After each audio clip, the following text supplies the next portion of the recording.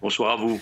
Géopolitologue et fondateur du Monde décrypté, merci d'avoir accepté notre invitation. Alors à votre avis, quelle devrait être la riposte israélienne et est-ce que les États-Unis ne jouent pas finalement un jeu, on va dire un double jeu avec Israël dans cette riposte? Alors, en commençant par le double jeu, oui et non. Le jeu est double, certes, mais il est très convergent, n'est-ce pas? Donc, il y a une connivence entre Washington et Jérusalem, Tel Aviv, sur l'objectif final, qui est pas d'Iran nucléaire et, si possible, un changement de régime. Donc, ensuite, l'organisation des moyens, n'est-ce pas, est aussi, je pense, assez étroitement coordonnée. Il y a la communication d'un côté et puis les réalités diplomatico-militaires de l'autre. Alors, en ce qui concerne maintenant la première partie de votre question sur les réactions d'Israël vis-à-vis de l'Iran, je pense qu'elles peuvent être de deux natures, deux types. Le premier, c'est ce que craint Israël, c'est en partie, bien sûr, les missiles balistiques, même si les systèmes de défense ont fait tout à fait leur œuvre. Mais il n'en reste pas moins que l'Iran dispose encore de nombreuses disponibilités de missiles balistiques et donc ce pourrait être, d'un point de vue israélien, des cibles, des postes de lancement, des zones de stockage, comme cela vient d'être fait par l'US Air Force au Yémen. Donc, le deuxième volet, c'est l'action contre les éléments du régime. On pourrait donc imaginer des cyberattaques pour désorganiser les ministères, désorganiser les communications télévision et radio et désorganiser la communication des forces de répression, forces donc du Basij et des gardiens de la Révolution. Très bien. Alors, Gérard Vespierre, vous restez avec nous parce que là, on va parler d'une autre alliance qui inquiète beaucoup ici en Israël. Elle n'est pas nouvelle, hein, elle semble même se renforcer. C'est celle qui unit la Turquie, l'Iran et la Russie. Les chefs de la diplomatie des trois pays se rencontrent à Istanbul et il y est beaucoup question d'Israël. Regardez. Ah, apparemment, on n'a pas le sujet. On y va. Une poignée de main, symbole de l'amitié turco-iranienne. Un lien renforcé par l'hostilité partagée à l'égard d'Israël. Les ministres des Affaires étrangères des deux pays réunis à Istanbul ont condamné aujourd'hui l'élimination de Yahya Sinwar. J'exprime mes condoléances pour le martyr Sinwar au peuple palestinien, à tous les musulmans et à tous les peuples libres du monde. Le chef de la diplomatie iranienne affirme également que son pays est prêt à tout scénario face à Israël. La possibilité d'une guerre dans la région reste une possibilité sérieuse et personne dans la région, à l'exception du régime sioniste, ne souhaite cette guerre. Nous voulons une diminution des tensions. Bien entendu, comme nous l'avons annoncé à plusieurs reprises, nous sommes prêts à faire face à n'importe quel scénario et à n'importe quelle situation. Alliée de la Turquie et de l'Iran, la Russie est également présente au pourparlers d'Istanbul. Le chef de la diplomatie iranienne a réitéré hier l'appel du régime des mollahs à Vladimir Poutine. Téhéran voudrait que Moscou s'implique activement dans la guerre contre Israël. Moscou, qui critique ouvertement les actions israéliennes depuis le 7 octobre, se contente pour le moment de condamnations verbales. Le président russe Vladimir Poutine s'est dit en revanche prêt à jouer les médiateurs entre Israël et l'Iran. Nous sommes en contact avec Israël, nous sommes en contact avec l'Iran et nous aimerions beaucoup que cet échange de coups sans fin cesse à un moment donné et que des moyens de résoudre la situation soient trouvés qui satisfassent les deux parties. En Israël, le renforcement des liens entre la Turquie, l'Iran et la Russie inquiète. De nombreuses armes russes ont été trouvées dans les tunnels du Hezbollah au sud Liban. Des armes certainement transférées de Moscou à Téhéran, puis au Hezbollah. J'accueille en plateau Rémi Daniel, bonsoir. Bonsoir. Chercheur à l'INSS, spécialiste notamment de la Turquie et des relations entre la Turquie et Israël. Nous sommes toujours avec Gérard Vespierre depuis Paris. Alors je vais commencer par vous, Rémi. À quoi joue exactement la Turquie? La Turquie qui multiplie les contacts avec l'Iran, qui appelle la Russie à agir contre Israël. Oui, il est clair que la Turquie a adopté, depuis le début du conflit, mais il y a quand même une dégradation, une position très extrême vis-à-vis du conflit au Moyen-Orient. On sait que, par exemple, qu'elle soutient le Hamas et pas la cause palestinienne. On l'a vu, ne serait-ce que vendredi dernier, avec une rencontre entre le ministre des Affaires étrangères turc et une délégation du Hamas. Et en effet, sur la question de l'affrontement entre l'Iran et Israël, la Turquie a toujours pris une position en faveur de l'Iran, en parlant de défense de l'Iran, en parlant de provocation israélienne, présentant finalement cet affrontement entre l'Iran et Israël comme voulu par Israël face à l'Iran, qui serait vraiment dans un cas de légitime défense. Par contre, je mettrai quand même une petite nuance à ce qui a été dit. Il est encore un petit peu tôt pour parler d'alliance entre la Turquie et l'Iran.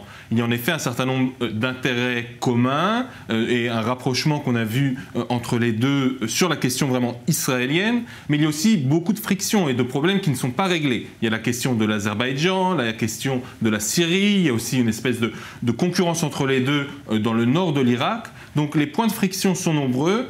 Il y a eu des périodes moins bonnes dans les relations entre la Turquie et l'Iran. On est dans une période meilleure liée avec deux régimes qui sont liés par une opposition à Israël. Pour l'instant, il ne s'agit pour l'instant que de déclarations. Il faut voir aussi jusqu'où ira la Turquie dans ce sens-là. Gérard Vespierre, la Turquie qui, pendant des années, a tenté de se rapprocher d'Israël après s'en être éloignée, parce que c'est apparemment par période, pour plaire peut-être aux États-Unis, se rapprocher des États-Unis. Aujourd'hui, ce n'est plus du tout le cas.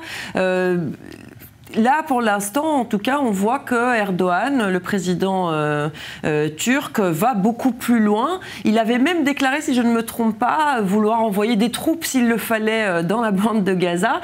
Est-ce que ça reste dans le déclaratif ou est-ce qu'il pourrait aller plus loin ? Le déclaratif est avant tout basé sur les intérêts turcs et du gouvernement turc et de la politique donc menée par M. Erdogan. Quel est le problème actuel de la Turquie ? Le problème actuel de la Turquie est intérieur. Une économie dans une situation très très délicate, mauvaise, entre 40 et 50% d'inflation. Donc tout sujet abordé par le gouvernement se tournant vers l'extérieur, eh bien éloigne l'opinion publique turque de ses préoccupations intérieures. Donc ça, c'est un volet extrêmement important à souligner. Le deuxième volet, qui rejoint les intérêts intérieurs turcs, c'est tout affaiblissement de l'Iran, voire un changement de régime en Iran, eh bien, aboutirait certainement, très certainement, à un désengagement de l'Iran de la situation syrienne. Or, s'il y a un déséquilibre en Syrie à nouveau, cela ravive la question kurde. Or, actuellement, il y a des négociations qui s'avancent gentiment, si je puis dire, entre le PKK et le parti de M. Erdogan. Donc, voyez-vous, avant tout, beaucoup de gesticulations extérieures, mais il faut se focaliser sur les retombées intérieures en Turquie. Rémi Daniel, vous vouliez réagir ? Oui, je suis d'accord sur la dimension intérieure de la chose. On voit par exemple aussi que Erdogan, en interne, présente Israël comme une menace même contre la Turquie. Ça a été vraiment un sujet très important ces dernières semaines. Et quelques jours après, il a présenté une nouvelle taxe pour aider la défense et l'industrie de défense turque. Donc il y a vraiment un moyen d'utiliser Israël même pour soutirer de l'argent aux citoyens turcs. Et sur la question de la Syrie, d'un côté, je suis tout à fait d'accord avec ce qui a été dit sur la question kurde, mais si on regarde par exemple Irbil est une ville qui est tenue par les insurgés contre Bachar al-Assad, soutenus par la Turquie, et Bachar al-Assad est soutenu par l'Iran. Donc même en Syrie, on voit que les intérêts sont très compliqués, et je rajouterais quand même une chose, ce qui est assez intéressant, c'est qu'on voit beaucoup d'effets de manche d'Erdogan sur la scène internationale, beaucoup d'appels, beaucoup de vociférations contre les Occidentaux, contre les États-Unis, contre les pays arabes, etc., etc. Mais finalement, Erdogan prêche un peu dans le désert. Il n'y a aucun acteur, peut-être à part le Hamas, et maintenant peut-être l'Iran, qui n'écoute vraiment la Turquie, et l'action diplomatique turque, pour l'instant, a un bilan qui est très très mince, et je crois que c'est aussi quelque chose qui agace beaucoup les Turcs, qui font beaucoup, qui donnent aussi énormément d'aide à la bande de Gaza, mais qui pèsent finalement très peu. Oui, pèsent très peu, effectivement. Alors Gérard Vespierre, je voulais aborder un autre point dans cette rencontre entre les différents chefs de la diplomatie, c'est la Russie. La Russie qui, dès le 7 ou 8 octobre, avait du bout des lèvres condamné l'attaque du Hamas, mais qui s'empresse de condamner très souvent Israël pour ses actions militaires. À quoi joue la Russie aujourd'hui qui dit pouvoir être le médiateur entre le Hezbollah et Israël, entre le Hamas et Israël? La Russie ne joue pas. La Russie veut absolument éviter un changement ou un basculement de régime à Téhéran. Car effectivement, l'Iran est un élément de la stratégie internationale de la Russie avec la Chine. Voilà, vous avez les BRICS, n'est-ce pas? Donc, de voir l'Iran s'éloigner, pour pas dire s'opposer dans les années à venir à la Russie, est un schéma contre lequel la Russie est prête à déployer beaucoup d'efforts et beaucoup d'énergie. Elle veut absolument s'opposer à ce basculement, à un retour ou à un chemin, plus exactement, de l'Iran vers un régime beaucoup plus démocratique, beaucoup plus ouvert, et dont la population, les Iraniens et les Iraniennes, aspirent à la liberté. C'est inquiétant ce que vous dites, Gérard, parce que cela veut dire que la Russie serait prête même à armer l'Iran, enfin le Hezbollah, puisque voilà, c'est déjà... Non, n'iront pas jusque-là. Voilà. Ah, quand même. N'iront pas jusque-là. Parce qu'il n'y a pas d'affrontement, si vous voulez, terrestre. Et d'envoyer 10 avions ou 30 avions à Téhéran ne change pas du tout situation géostratégique, militaire, stratégique de la région. Donc il n'y aura pas, à part de la gesticulation, mais qui ne correspond à rien sur le plan de la crédibilité et de la dissuasion militaire.